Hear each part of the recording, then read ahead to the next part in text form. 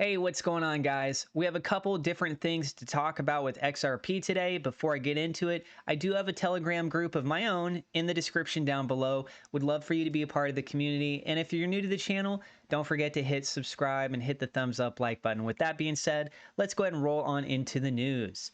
This first post from EG Ride Crypto is talking about their technical analysis, their predictions of what could happen with the price of XRP. And they say XRP teetering on the edge, $2 inbound. Let's hear your thoughts. What's on the horizon for XRP?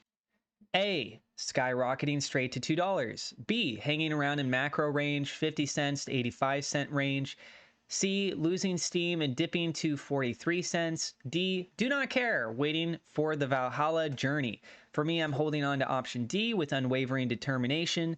My sights are set on the long-term goal.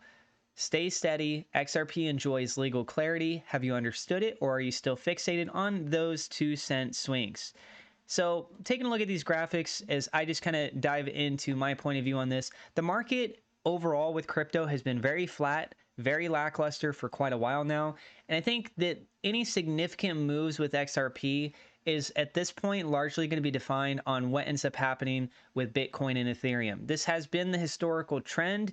I would assume there may be other circumstances that could come up, but I would assume that this trend is more than likely going to continue.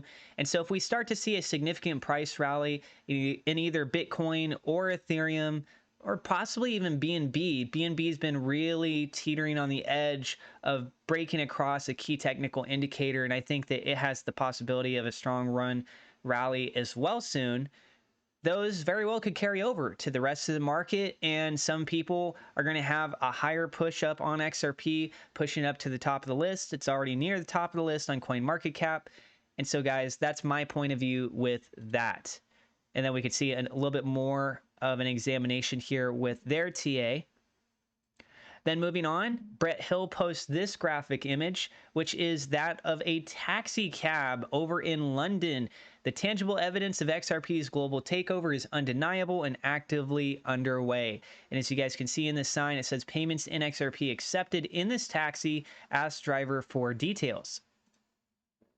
Then we see that there's a noteworthy influencer that's been tied to a lot of the talks with XRP.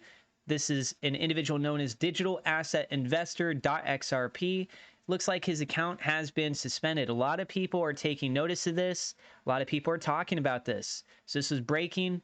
Digital Asset Buy, aka DAI, who has been one of the main XRP accounts during the past years, provided valuable info for Ripple's XRP versus SEC lawsuit and exposed the corruption within Ethereum, has been suspended from X. Repost this message to help him.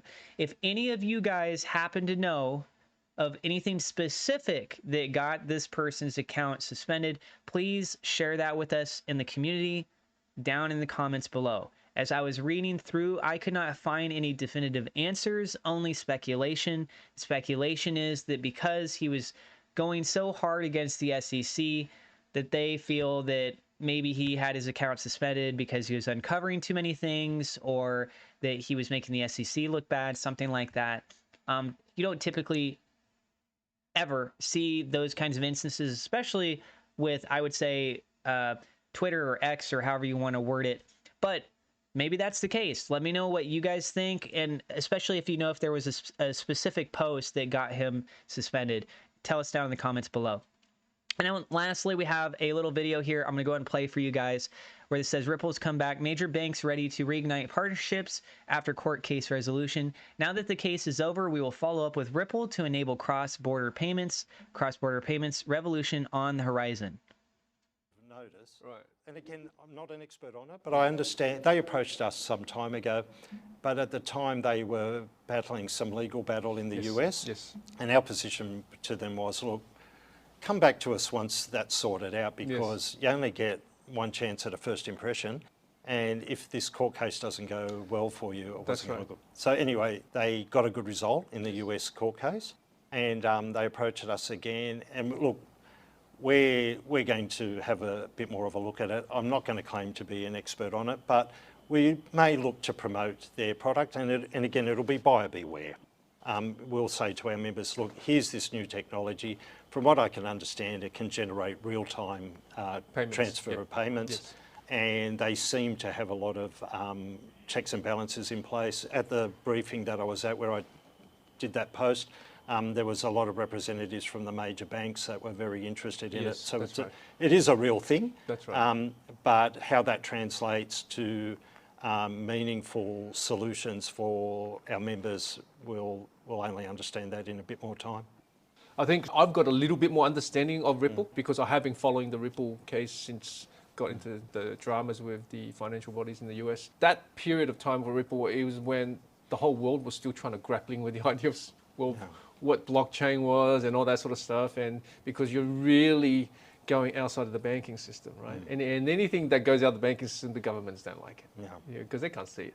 But Ripple's difference compared to all the other blockchains is that other blockchains is a decentralized model, which means that no one party controls it, whereas Ripple is a centralized model.